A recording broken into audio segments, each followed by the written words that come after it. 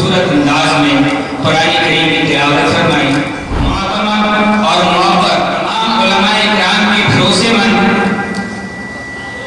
ہمارے ضلع بجنور کی عظیم شخصیت حضرت مولانا مفتی اویس اکرم صاحب، ان کی صدارت میں ہمارا ایک پروگرام رہے گا۔ الحمدللہ ہمارے مہمان مکرم ہمارے درمیان میں تشریف فرما ہے۔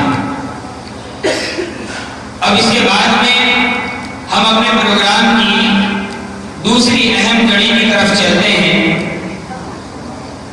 اور وہ یہ ہے کہ جس ذات کے واسطے سے یہ قرآن ہم تک پہنچا ہے، تھوڑا سا ذکر خیر نظم کے انداز میں اس شخصیت کے بارے میں بھی کر لیا جائے، کیونکہ کسی شاعر نے کہا ہے کہ ہر ابتدا سے پہلے ہر انتہا کے بعد ذات نبی بلند ہے، ذات خدا کے بعد دنیا میں احترام کے قابل ہے کتنے لوگ، میں سب کو مانتا ہوں مگر مصطفیٰ کے بعد۔ میں آواز دیتا ہوں ایک فاضل نوجوان حضرت مولانا محمد سعد صاحب ابن جناب قاری ہارون احمد صاحب کہ وہ آئیں اور آگر آپ صلی اللہ علیہ وسلم کی شان میں نذران حقیقت و محبت پیش فرمائیں۔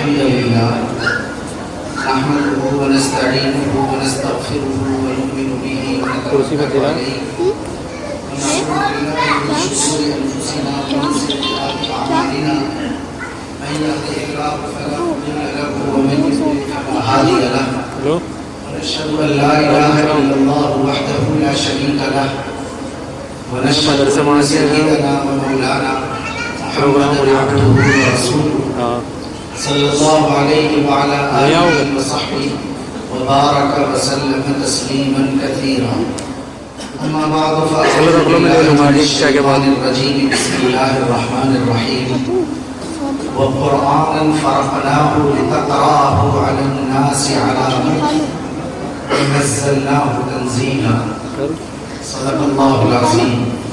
وقال سیدنا محمد صلی اللہ علیہ وسلم، خیر من تعلم القرآن وعلمہ، او کما قال علیہ الصلاۃ والسلام۔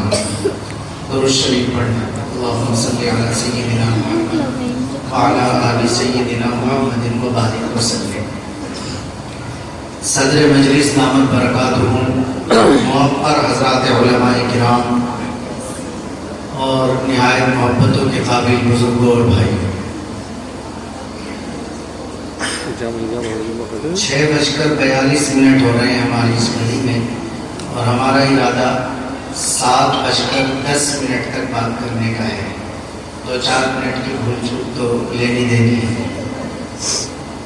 اور ظاہر ہے کہ جو موقع ہے بات کرنے کا وہ ہم سب کے علم میں ہے. ابھی حضرت ناظم صاحب نے فرمایا کہ ماشاءاللہ یہ مکتب جس کی نسبت پر یہ پروگرام اللہ کے اس گھر مسجد میں منعقد ہو رہا ہے، تو آج کے اس پروگرام کی تقریب خاص طور سے یہ ہے کہ 3 وہ سعادت مند بچے ہیں جن کے حفظ قرآن کریم کی تکمیل ہوئی ہے اور ان کو یہاں انشاءاللہ دستار بندی ان کی جائے گی.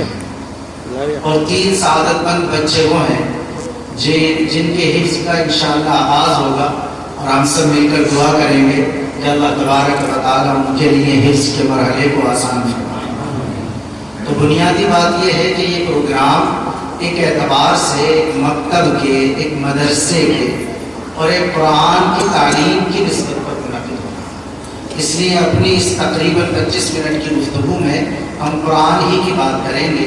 دعا کیجیے اللہ پاک مجھے صحیح کہنے کی توفیق دے اور ہم سب کو سمجھ کر عمل کی توفیق دے. اعتبار سے وہ عیسائی ہو، کسی بھی مذہب کا ماننے والا ہو، اگر انصاف سے فیصلہ کرے گا تو اسی نتیجے پر پہنچے گا کہ اس وقت روئے زمین پر ایسی کتاب جو انسانیت کے سارے سوالوں کا صحیح ترین جواب دے کر اسے مطمئن کر سکتی ہے تو وہ قرآن کے علاوہ کوئی اور کتاب دنیا میں مسلمان کام کرتا تھا جو جمعے کے دن چھٹی لے کے جایا کرتا تھا. اس نے معلومات کی کہ یہ جمعہ پڑھنے کے لیے جاتا ہے تو اس نے کہا اتوار میں آپ ہمارے چرچ بھی چلنا. وہ جانے کے لیے تیار نہیں ہوا. وہ اپنے انٹرویو میں کہتی ہے میں نے سوچا کہ بھئی اسے کیا چیز روک رہی ہے تو میرے دل میں آیا کہ میں پتہ کروں وہ کیوں نہیں جاتا 45 منٹ کے لیے ابھی چرچ. اور جب میں نے کہا تو اس نے قرآن کا نام لیا تو میرے دل میں یہ بات آئی میں اس سے اس کی کتاب مانگوں گی اور پھر اس کی کتاب میں کیڑے نکال کر اسے میں ڈیسٹنی کی طرف لے کر آؤں. اور اس نے اس بہانے مجھ سے قرآن لیا اور پھر وہ کہتی ہے جیسے جیسے میں قرآن پڑھتی چلی گئی تو اسے تو میں اپنی طرف کیا بلاتی خود ہی میں اسلام کی طرف پڑھتی اور وہ اس چمک دمک سے نکل کر کے آئی. ہالی ووڈ کی میں بات کر رہا ہوں، بالی ووڈ کی نہیں. وہاں سے نکل کر کے آئی ہو. یہاں کی اداکار اور اداکارائیں خواب دیکھتے ہیں کہ ہمیں بالی ووڈ سے تھوڑا پروموشن ملے اور ہم ہالی ووڈ میں جا کر کے تھوڑا بہت کام کرتے ہیں. وہاں گئی وہ اور اس کے بعد اس نے وہاں سے اپنے آپ کو بچایا اور اس نے فیصلہ کیا کہ میں یہاں سے منتقل ہو جاتی ہوں. اور افریقہ کا اس نے منتخب کیا منتقل ہونے کے لیے اور افریقہ واپس آئی، وہاں اسلام قبول کیا. ایک واقعہ وہاں کا سنایا کہ میں جب افریقہ اتری بالکل ہجرت کی اس نے جہاں اس کا کوئی جاننے والا نہیں، اللہ کے لیے ہجرت. تو من کانت ہجرتہ الی اللہ ورسولہ فہجرتہ الی اللہ ورسولہ. یہ ہجرت صرف 1400 سال پہلے نہیں ہوئی، آج بھی لوگ دین کے لیے ہجرت کرتے ہیں. اس نے ہجرت کی اور وہاں جا کر ایک ہوٹل میں تھی تو وہ اسٹاف میں تھی افریقہ میں. تو اس نے کہا جب میں نے قبول کر لیا تو قبول کر لیا اب میں حجاب لوں گی. وہ کہتی ہے کہ جب میں حجاب میں ایک جگہ تھی تو ایک میں نے لڑکی کو دیکھا اپنی فیملی کے ساتھ ہی ہوٹل میں اور وہ رو رہی تھی. میں نے سوچا میں اس سے ضرور ملوں گی. وہ مسلمان لڑکی تھی، خاندانی مسلمان، پشتینی مسلمان. اور جب وہ کہتی ہے میں نے اس سے ملاقات کی، میں نے وجہ پوچھی، وہ کہنے لگی میں اس وجہ سے رو رہی تھی کہ ہم خاندانی ہونے کے باوجود شرم محسوس کرتے ہیں اور آپ نے حجاب لیا ہوا ہے تو آپ کو دیکھ کر مجھے حوصلہ ملا. ایک پشتینی خاندانی مسلمان لڑکی اس نو مسلم خاتون کو جو ایسی جگہ سے قرآن پڑھ کر اللہ کا دین قبول کرنے والی تھی. اگر کوئی مثال پیش آ بھی سکتی ہے، اب کہتا ہوں اگر کوئی ایسی مثال پیش آ بھی رہی ہے تو اس کی وجہ یہ نہیں ہے کہ اس نے قرآن کے مقابلے میں رامائن کو زیادہ بہتر مانا ہے. اس کی وجہ یہ نہیں ہے کہ اس نے قرآن کے مقابلے میں انجیل کو زیادہ بہتر مانا ہے. اس کی وجہ یہ نہیں ہے کہ اس نے قرآن کے مقابلے میں توریت کو زیادہ بہتر مانا ہے. کتابوں کا تقابل کر کے دوسرے مذہب کو قبول کرنے والا آج بھی یہ حوصلہ ہوتا ہے کہ ہم یہ کہیں انشاءاللہ ایک بھی ایسا بندہ نہیں ملے گا جو قرآن کے مقابلے میں کسی دوسری کتاب کو زیادہ بہتر سمجھ کر وہ دین قبول کرے. بلکہ اگر کوئی گیا بھی ہے اللہ تعالیٰ سب کی حفاظت فرمائے تو وہ مطالعے کی بیس پر نہیں گیا یا پیٹ سے مجبور ہو کر یا شرمگاہ سے. بس اتنے ہی کافی. یا پیٹ نے مجبور کیا، اگرچہ اسلام اس مجبوری کو نہیں مانتا، یا شرمگاہ نے مجبور کیا پیار کے چکر میں کہ وہ چلا گیا. لیکن ایسا بندہ ایک بھی نہیں ملے گا انشاءاللہ جو یہ کہے کہ میرا مطالعہ مجھے اس نتیجے تک پہنچاتا ہے کہ آج کی دنیا کے سوالوں کا جواب دینے کے لیے یہ انجیل زیادہ بہتر ہے، اس وجہ سے میں عیسائی ہوں. ہم سے کوئی اگر اس کی مثالیں لے تو شاید ہم ایک مثال بھی نہیں دے سکتے، ایسی نہ وہ دے سکتا ہمیں. اور اگر کوئی عیسائی ہم سے مثال مانگے کہ تم بتاؤ کرسچن کمیونٹی کے کتنے لوگ تمہارے اخلاق سے متاثر ہو کر نہیں بلکہ تمہاری کتاب پڑھ کر اسلام قبول کرنے والے ہیں، تو ہم 5 جلدوں کی کتابوں کے انٹرویو لے کر دنیا کی سطح پر جتنا پروپیگنڈا اللہ کی کتاب قرآن کے خلاف کیا گیا اتنا ہی زیادہ آج کی ڈیٹ میں اللہ کا فضل اسلام اور قرآن قبول کرنے والے کا قرآن کریم کی اس کے اپنے اجر کا کیا ٹھکانا کہ اس کے والدین کو بھی اللہ تبارک و تعالیٰ اتنا بڑا اجر عطا فرمائے گا. تو ہمیں امید ہے کہ ہم سب انشاءاللہ اپنے قرآن کی عظمت کو سمجھیں گے اور الحمدللہ سمجھتے ہیں. اللہ کے نبی نے فرمایا کہ جس کے دل میں قرآن کا کچھ بھی حصہ نہ ہو وہ ویران گھر کی طرح. جب بھی میں اس حدیث کو پڑھتا ہوں نہیں مجھے ڈر لگتا اور خوشی بھی ہوتی ہے. اگر اللہ کے نبی یہ کہتے تھے جس کے دل میں قرآن کے 300 پارے نہ ہو تو وہ ویران گھر کی طرح ہے تو بڑا پریشانی ہوتی. لیکن یہ لفظ بولا کہ جس کے دل میں قرآن کا کچھ بھی حصہ محفوظ نہ ہو وہ ویران گھر کی طرح ہے. اب اندازہ کرو جسے ایک پارا یاد ہے تو اس کا دل ایک پارے کی حفاظت کر رہا ہے. جسے 16 سورتیں یاد ہیں اس کا دل 16 سورتوں کی حفاظت کر رہا. ہمارے یہاں یہ بھی ہے کہ جو پورے حافظ نہیں بن پاتے وہ تھوڑا بھی نہیں بننا چاہتے. میں سب بڑوں کے لیے کہہ رہا ہوں کہ جو پورے نہیں بن پاتے وہ تھوڑا بھی نہیں بننا چاہتے اور جماعت میں جا کے بھی کوشش کرتے ہیں کہ صرف 10 سورتیں یاد کریں. ارے بھائی اب ہم طرح سے ہی تھوڑی ہے آگے کو بھی زندگی پڑی ہے اور سیکھنے تھوڑی کو. اس لیے کہ قرآن کی جتنی صورتوں کی حفاظت کرنے کا موقع میرے دل کو مل جائے تو میرے لیے سعادت کی بات ہے. جلدی کی وجہ سے منتشر سی باتیں میں نے آپ حضرات کی خدمت میں عرض کی.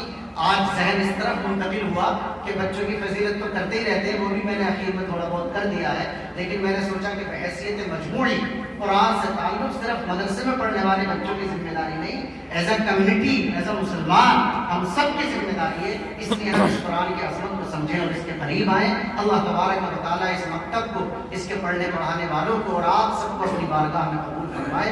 آخر دعوانا دستار فضیلت سبحان اللہ سبحان اللہ.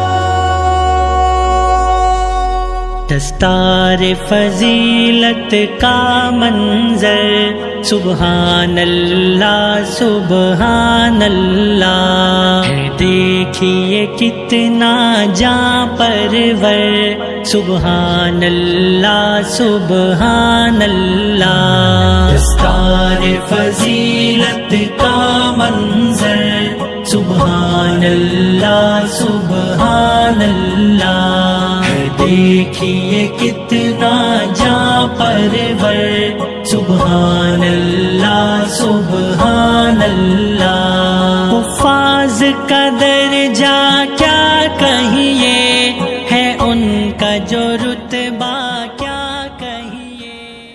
موجودہ وقت میں مکاتب کی بڑی اہمیت ہے.